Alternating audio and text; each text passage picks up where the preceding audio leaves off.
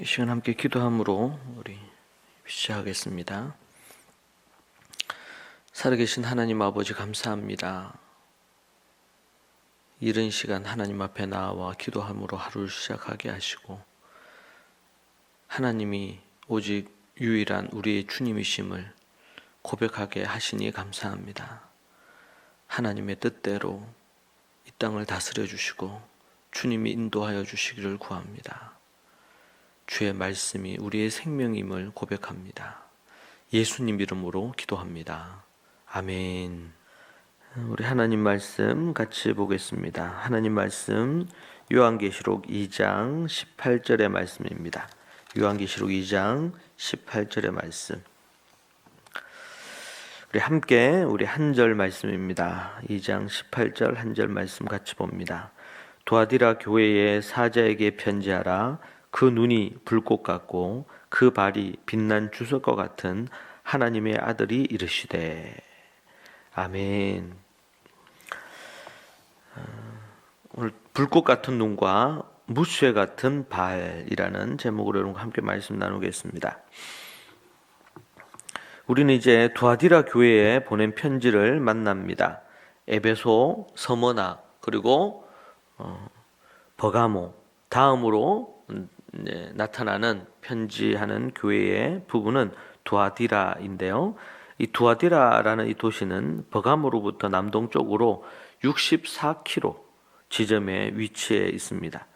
버가모의 뜻은 희생이라는 뜻이고 이 도시의 이름은 이곳을 건설한 셀레우쿠스 니카토르 3세기경에 주전 3세기경의 헬라 통치자 그가 지은 이름이라고 합니다. 이 두아디라 지역은 상업으로 매우 유명한 도시였습니다.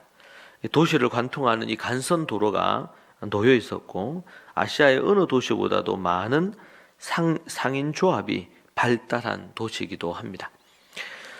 자색 옷감 장수를 하던 루디아는 이 두아디라 출신이었죠. 두아디라 출신입니다. 빌립보시에서 조합의 대표자인 것으로 알려져 있습니다. 옷감과 구리로 유명했던 이 두아디라. 이곳에는 황제 신전이 있었다는 증거가 따로 없습니다. 이곳 두아디라에서는 바울이나 루디아가 교회를 시작했을 것으로 그렇게 추정을 합니다. 이 두아디라 교회에 표현된 예수님의 모습이 18절에 나오는데요. 그 예수님의 모습은 그 눈이 불꽃 같다는 것입니다. 눈이 불꽃 같다. 그리스도께서는 이 도시의 교회 내에서 무슨 일이 일어나고 있는지를 불꽃 같은 눈으로 살피시는 것이죠. 전지하신 눈이다라는 의미를 갖고 있습니다. 또한 주석 같은 자신의 발로 밟아서 심판하실 채비를 준비를 하고 계십니다. 이 주석이라는 이 표현은 우리가 잘 쓰지 않는데 이 주석은 노쇠라나 청동, 황동, 화금이라는 그런 의미를 갖고 있는 단어입니다. 불꽃이나 주석 등의 이 표현은 매우 특이한 표현이죠. 이렇게 표현한 이유가 두아디라의 유명 생산품 중에 터키 레드 빛깔의 옷감이 있었습니다. 이 두아디라 교회를 향해서 예수님께서는 자신을 표현을 할 때에 그들이 늘 접하고 잘 알고 있는 것을 사용하신 것을 알 수 있습니다. 두아디라의 또 다른 이 자랑은 이 주석이죠, 주석. 그래서 이 불꽃이라는 것이 그들이 가장 쉽게 접하고 또 자랑스러워하는 이런 터키 레드 빛깔의 이런 옷감과 더불어 또 그리고 무쇠 같은 주석 같은 그런 부분으로 묘사되고 있는 것입니다. 우리 주님께서는 오늘 두아디라 교회에 말씀하신 것처럼 모든 것들을 꿰뚫어 보시고 옳고 그런 것을 예리하게 판단하십니다. 그분의 통찰력을 누가 따라가겠냐는 것이죠. 그분의 발은 주석 같아서 원수를 짓밟고 두려운 심판을 가지고 옵니다. 예수 그리스도의 위엄과 심판을 강조하고 있는 것입니다. 예수님이 예수님 자신을 표현을 할 때 그 교회에 아니면 그 개인이나 그 가문에 가정에 이렇게 불꽃 같은 눈과 무쇠 같은 발을 가진 이로 표현이 된다는 것은 그것은 매우 두려운 일입니다. 그분의 통찰력을 누가 따라가고 그분의 발로 주석이라는 표현, 무쇠라는 표현도 그분의 발을 표현함에 있어서 가장 잘 표현한 것은 아닐 것입니다. 그 무쇠 같은 발로 원수를 짓밟을 듯이 그 두려운 하나님의 두려움의 심판을 상징적으로 보여주고 있는 것입니다. 예수 그리스도의 위엄과 심판을 강조하고 있는 모습인데요. 우리 하나님은 모든 것들을 다 아십니다. 이 사실 하나만 우리가 제대로 알아도 두려움으로 그 하나님 앞에 함부로 서지 않을 것입니다. 그 불꽃 같은 눈이 모든 것들을 다 아시는 전지하신 눈이 모든 것들을 꿰뚫어 보시는 눈이 우리를 다 들여다보고 계시다는 것이죠.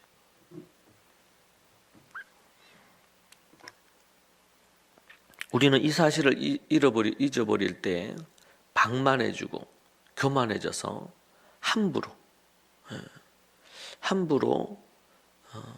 삶을 살 것입니다. 그리고 누가 보지 않을 때 죄를 짓게 되는 것이죠. 이 얼마나 안타까운 일인지 모릅니다. 우리는 그 하나님 앞에 모든 것이 드러나 있고 그 하나님이 모든 것들을 알고 계신다는 사실을 우리가 깊이 이해하고 가슴으로 깨달음으로 말미암아 그 하나님 앞에 겸손하게 서는 태도와 자세가 필요합니다.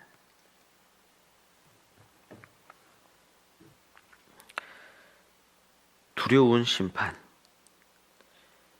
그 하나님의 심판이 모든 것들을 꿰뚫어 보시고 전지하신 눈으로 보신 이후에 그리고 나서 그들에게 무쇠 같은 발로 심판하시는 것입니다. 하나님이 무쇠 같은 발로 심판하시기 위해서 이 지구 땅에 오신다면 삽시간에 그 주님의 무서운 발이 이 땅을 모두 다 파괴해 버리지 않겠습니까? 구약의 이 역사서들을 보면 그들의 죄악에 대해서 하나님이 얼마나 무섭게 심판하셨는지를 보여줍니다. 현대 그리스도인들은 이 땅에 하나님이 사랑의 하나님이신데 심판하시겠나? 구약과 신약을, 구약은 두려움의 하나님으로, 신약은 은혜의 하나님으로 그렇게 분리해서 이해합니다. 결코 그렇지 않습니다.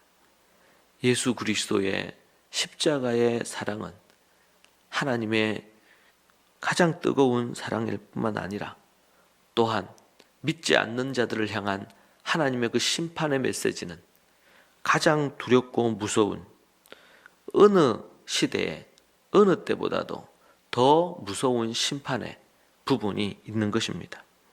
신구약 성경 모두 하나님의 사랑과 은혜가 담겨 있을 뿐만 아니라 그분의 공의와 심판이 여전히 자리하고 있는 부분이죠.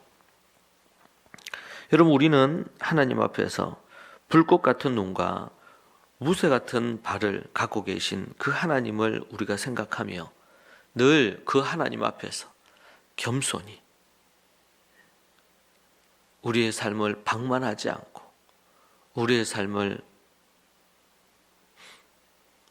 안일함으로 살아가지 않고 깨어 근신함으로 날마다 하나님 앞에 믿음으로 서는 저와 여러분이 되기를 소망합니다. 하나님 앞에서 이러한 예수님의 모습을 우리가 배웁지 않기를 바라고 우리를 향하여 잊지 않기를 바랍니다. 하나님 앞에 죄악 가운데 더러움 가운데 있는 이들을 향하여 하나님께서 그냥 두지 않으시고 반드시 그들을 심판하시며 우상 숭배와 음란과 수많은 죄악을 가진 자들은 결코 하나님 나라 천국에 들어갈 수 없다는 사실을 기억하시기 바랍니다. 이 시간 우리 함께 기도한 이후에 개인적으로 기도하겠습니다. 하나님 아버지 감사합니다. 우리가 날마다 그 하나님 앞에 서 있음을 알고 겸손히 겸허한 자세로 삶을 살아가기를 소망합니다. 오직 하나님의 나라와 그분의 영광을 위하여 살게 하여 주시고 주님만 의지하며 나아가기에 부족함이 없게 하여 주옵소서. 주께서 간섭하여 주사 크시고 놀라우신 은혜를 부어주시고 아버지 하나님 내려 주옵소서. 오늘도 그 하나님 앞에 서 있음을 알고 믿음으로 나아가기를 소망합니다. 예수님 이름으로 기도합니다. 아멘. 자유롭게 여러분 기도하시기 바랍니다.